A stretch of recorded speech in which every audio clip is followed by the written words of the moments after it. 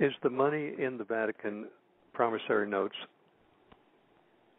I don't know. I mean, that's a good question. I don't have that kind of detailed information, but it's funny, when I was in Rome in April, we had a meeting with a human rights committee in the Chamber of Deputies, and we actually talked to a senior senator there, and we asked him through a translator that question. I mean, how do we really follow the money here and find out exactly what the Vatican is doing? He kind of laughed and shook his head, and he said nobody's ever been able to find that out. Nobody wants to investigate it, you know. Although it was interesting, I think a couple of weeks ago, I remember when I was in England, I saw a thing that the finance ministry in Rome actually raided the Vatican Bank and took 20 million euros out of it on the grounds that it had been part of a money laundering scheme. And they're also investigating that the European Union is now, on just a couple of days ago, they announced European Union is investigating how much money the Vatican gets every year through their there's a tax that the state imposes on every Italian, and it amounted to 2 billion euros, and it seems really high, you know, to the European Union investigators. So they want to look at, you know, are they skimming more than they should be? And I mean, so in other words, they are being investigated more financially, and I think if you go to those sources, they'd probably be able to tell you better. I mean, more about what financially goes on there. In the United States, the so-called money, it's really promissory notes put out by a private company called the Federal Reserve. Right. And I believe it's true. Yeah. It's true worldwide. The government does not control the money. The Federal Reserve. That's right. On the top of each dollar bill, it says Federal Reserve Note, a promissory note from a private company. But no one can define and tell me what the promise is from the Federal Reserve. It cannot be a promissory note and money at the same time. And the same is true with the Vatican and all the other countries. They're trading worthless paper, which represent the labor of the people, and it's a means of enslaving the people and keeping them at their labors and taking taxes out of it. It's interesting you mention that, because when I was being tossed out of the United Church, part of my I did some research, and I found if you look at the Act of Parliament here in Canada that established the United Church in 1925, it's called the United Church of Canada Act, and it establishes. Look at the powers they're giving the church. The body that set up the United Church was beyond judicial review. It was the body establishing it. Their decisions could not be overturned or even reviewed by any court. So they're kind of from the beginning outside the law. This is in the Catholic Church. This is the largest Protestant denomination in Canada. They also give the United Church the power to issue promissory notes and function like a bank. Which, I mean, that's something you never, when you're raised in the church, you're never told that, you're also, the church has that power. So really, it's, this stuff really has to be looked into more. Exactly what are these churches? Well, you should pursue the money because I believe you'll find a huge story in the money, in the banking, in the currency of the Vatican and other countries in Europe. That's a huge thing to get into because they're not going to allow you or anybody else to audit. The Federal Reserve has never been audited. No one has the power to do it, and it's a crime against the people every day, every minute. I heard that Jack Kennedy was in June, just before he died. He was trying to bring the money control under the power of the federal government again. Do you remember reading about that? There are many people believe that that was part of the assassination. Yeah. It really doesn't surprise me, And Kevin, I found an article today where a U.S. judge out of Milwaukee asked the Vatican to serve court papers to the Pope.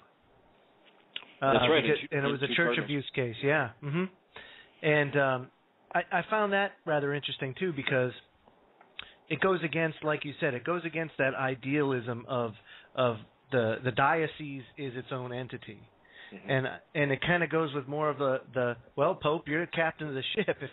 If the ship's going down, you're going down with it, and that's the way. Personally, I think that's the way it should be. So I don't know. I mean, you think about it from the standpoint of they're their own country, really. If you look at it from a standpoint of like international law, Rome or the Vatican is their own country. They've got their own currency. They've got their own police force. They've got everything there. Actually, if you look at the definition of a nation according to international law, and Jeffrey Robertson, who wrote that book, The Case of the Pope, makes the point that there was a thing called the Montevideo Convention in the 1930s, and it had 4 points that qualifies, defines a nation, or a state rather, not a nation but a state, including it has to be a geographical entity, it has to have a governing authority, it has to have a stable population.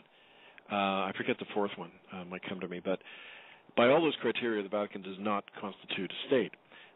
It doesn't have a regular population. It has a bunch of priests and officials who come and go every day. They don't have their own police force. The Swiss Guard is just a ceremonial body. They don't issue their own currency. They don't issue their own passports. You can kind of walk in. It's only 100. It's like a few acres of land. Right. Kind of wall. Right. So it's not a state by the definition of international law. And the only reason it was even given diplomatic, it doesn't have diplomatic status at the UN. It has observer status. But the only reason it even has that is because in 1966, U Thant, who was the Secretary General at the UN, in response to a private letter from a cardinal, I forget which cardinal was, probably the Secretary of State at the time, requested observer status, and U Thant, on his own authority, without asking anyone, without even taking a vote at the UN, granted the Vatican that status on his own. So, they're sitting there fraudulently. I mean, they were never granted, even invited in by a majority vote at the UN. So, I mean, it shows you how they operate. It's always surreptitiously behind the scenes, and nobody really can remember that or knows what's going on. That's amazing. Griff and John, I have a special co-host tonight, and he finally made it here. Hey, Henning, can you hear me okay? Oh, yeah, fine. Oh, man, that sound is crystal clear. Henning, Kevin, I have a question for Kevin. Is the Pope the man pulling the strings, or is he getting his strings pulled by someone else? Well, I always say to people on that question that clearly the devil. But often people talk about Hans Calvinbach, who's the head of they call him the Black Pope, or the head of the Jesuits. And he certainly has a lot of authority at the Vatican. How it operates, I think pretty much the Pope is a figurehead. The College of Cardinals and the Secretary of State there are the ones with the actual authority. But you'd have to know more about the inside machinations of that, and with an organization like the Vatican, which has, I mean, if you just look at it in history, they have committed, there's more killings and more deaths that have happened at the hands of the Catholic Church than any institution in history. And right. So it's kind of like the town pedophile. The worse he is, the better his public image is. The bigger the fog that has to surround his real deeds. And similarly with the Church, it's why there's this huge kind of fanfare and regalia, and it's because they're hiding huge, like, centuries of crime. And so in that setting, it's going to be hard ever to know what's really going on, because there's such layers of duplicity at every level, and you can't. It's really hard to pierce that. People from the inside who have spoken, like Malachi Martin and others, they've given some insights. But I mean, it's like Griff said earlier. It's a question of following the money, because I think that often that's what we're dealing with here. Kevin, how you mentioned pedophilia again. Do you feel, in your opinion, that if the Church allowed priests to marry, that would curtail or even cut off the pedophilia that's running rampant in the Catholic Church? It might bring it down a little bit, but I don't believe that pedophilia, and I don't like the word, because actually in Latin it means lover or friend of children. And I wonder who invented that term, but anyway, a child rapist and child rape is not an act of passion. It's not because people are sexually frustrated, by and large. It's an act of violence and control. And right within the ideology of the Catholic Church of original sin, people are taught from day one that a newborn baby is filled with sin and is corrupted. And it's only through violently suppressing their natural self, their natural love and wisdom, that you're going to become saved. And it's a very sick ideology, and I think it has to do with the contempt with which children are treated and the ease with which they're violated.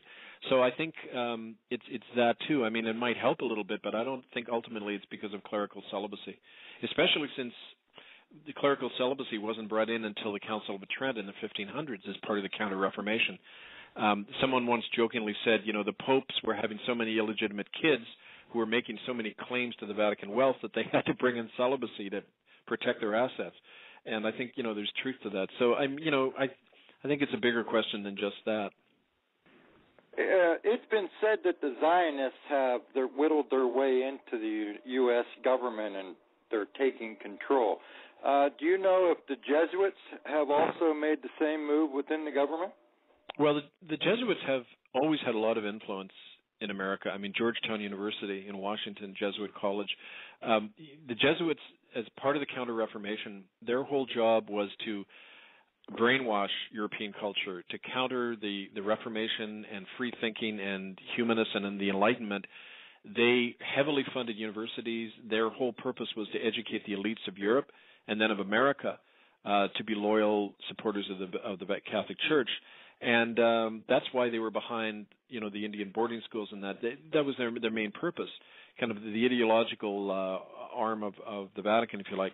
So when you trace it, the Jesuits are heavily, when you look at the university, the establishments in America, all of that, they've had quite a strong influence. And there's been a lot that's been written about that, actually. But yeah, I think so. That's another whole thing that needs to be looked at. Well, Henning, Kevin's fighting very hard against the atrocities given or being committed by the Catholic Church. I didn't know how much of an interest or how much you follow that kind of stuff, but if you have any questions for Kevin or you want to throw anything in there, Henning, by all means. I must be honest, I don't have so much knowledge about them. I just know that the Vatican, well, you say, Kevin says that they are controlled by the devil.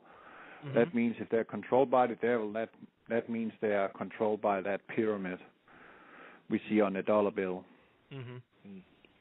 And supposedly that Illuminati group was supposedly being suppressed and, erased from the Vatican because they were against, but that is in fact not true. Yeah, my understanding is it is like that. Yeah, my understanding is that the Jesuits were suppressed for a little while, but they were reestablished in the late 1700s, and I think it was in the 1770s, right about the time the Illuminati were created. And so I think there's a definite link to the two of them. You know what? I got a question for you, Kevin. The Jesuit oath, I've seen it 1,000 times. Mm-hmm. It's in the U.S. congressional record. Mm-hmm. How valid is that today? I mean, are there really Jesuits that are that committed to following through with what's outlaid in that oath? Well, I mean, the proof is in the pudding, as they say. For 20 years, I've extensively documented stories and evidence, documentary evidence that of what went on in these Catholic-run Indian schools right across North America, not just Canada, but the U.S. as well. And there was a woman, Clarita Vargas, who came with me to Rome, and she spoke to these senators about what she witnessed in 1971 at a Jesuit school in Omak, Washington, where she saw a Jesuit priest take a newborn Indian baby who was the result of a rape. A priest had raped a young Indian girl. And she forced that mother to watch as they took the newborn baby and buried it alive under the floorboards of that church and just buried it there. For Jesuits to be able to do that, there's a long history, centuries, whereby they believed that any means was necessary to suppress the enemies of the church. And Native people, as non-Christians, you see, they're all in the same category. If you're not a Catholic, you're in this one lump category of what they call pagan and Saracen. Protestant Christian, an atheist, a Native person, a Muslim, anybody, it's open season on those people. They can use any means necessary to suppress them if they're a threat to the church. That's why tens of thousands of children are slaughtered in these Indian boarding schools. Why, it's And of course, it's carrying on today. So it's part of that history that we need to awaken to. Well, now, you're speaking about the atrocities that happen in these Indian boarding schools. Now, our listeners have had, and myself included, really until I